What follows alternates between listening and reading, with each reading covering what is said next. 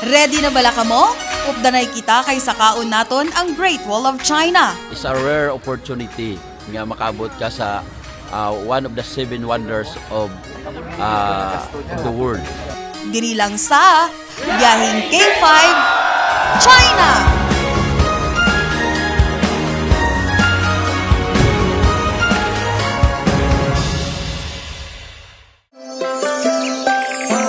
Aga pa, breakfast time kita diri sa hotel.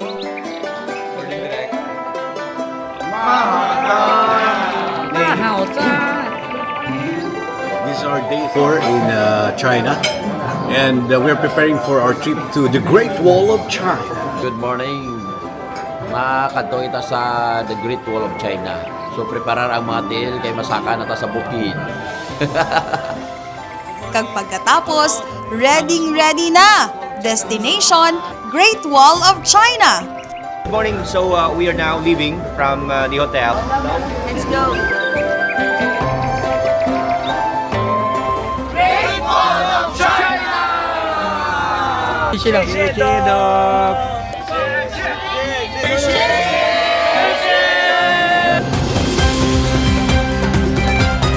Halin diri sa hotel, mga 1 hour and 30 minutes going to Huairou District diri sa Beijing, China. Ang Great Wall of China nga nagalabot sa 16 provinces, cities kag autonomous regions ang China.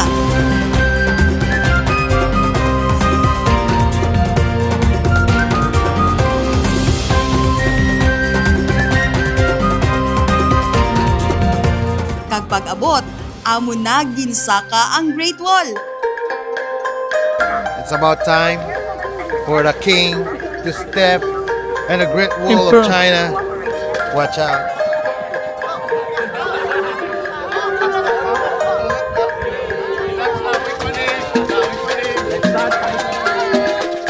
Kadaman sang Great Wall sang Qing Dynasty, naguba na for 2,000 years ago. Kag subong ang Great Wall for tourism, amo ang Great Wall sang Ming Dynasty nga nahamtang sa Beijing kag sa palibot sini. Ini ang may kalabaon nga 21,196.18 kilometers.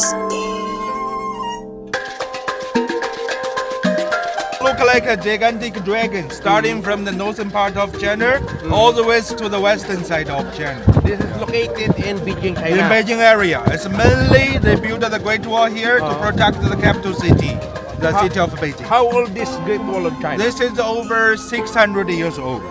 Yeah, but some oldest part over 2,000 years old. Ginpatukod ini bilang proteksyon sa mga nomadic nga grupo. Ang Great Wall of China, aside from the fact na hindi sila gusto nga ma-invade sila sa kontra, design gina siya for military. Bamukon sa dalom lang, they can easily be invaded. Pero kung sa babaw mismo ang mga soldiers, bisan araw lang niya, hindi basta-basta makapenetrate ang kontra mo.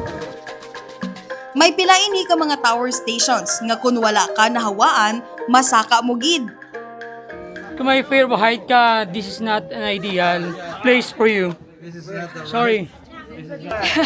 Nakakahingal. Perti kataas, sobra pa ni sa Mount Upaw nga ginsaka namon sa Sikogol. Dire, first ano pa lang halintang, literal nga gatao ng imong tubod.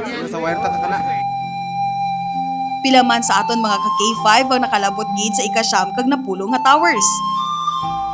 Ito sa pinakataas, and then pagabot mo to, may duha ka lane. Ang isa pa right and pa left, panaog na. Duha lang ka tower. It's number 9 fortress, 8 and 9. 8 and 9 fortress. Ma'am Gigi is 10. Manami gid ang feeling kon makalabot ka diri kag matingala ka gid sa pag-ubra sining Great Wall of China. Hasta kami sa ika-10th fortress, no? Kung sa diin perti gidya kataas, and although nga perti katugnaw, pero hindi mo siya manutis sa katugnaw bangon sa balhas mo. That's why ubahon mong imo sining jacket para malabuot mo to sa. Ang isa ka sikreto para masaka mo sa matamat, hindi mo pag-ubos ng energy mo. Kaya paminsaron mo, dapat half energy mo ang mas spend mo pasaka and half energy is to go down. Kag para sa amon, nangin kabahin man kami subong sining kasaysayan sang Great Wall of China.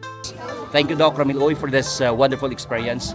This is once in a lifetime experience. That's the reason why I spend all of my energy to go up there for me to experience the Great Wall of China. Thank you, Doc Ramil Oy. Great Wall of China. Dr. Miloy, madamo din salamat. You're the best. Another check on my bucket list. Happy Japon ko kay nadala ko sila di is a rare opportunity nga makabot ka sa one of the 7 wonders of the world, no? Ang Great Wall of China. So imagine magasto ni kung ikaw lang makanto ni, but sa gyapon importante mapahappy ko ako mga managers, ako mga empleyado. Salamat Doc Ramel Uy sa pagpaambit sining isa sa mga 7 wonders of the world.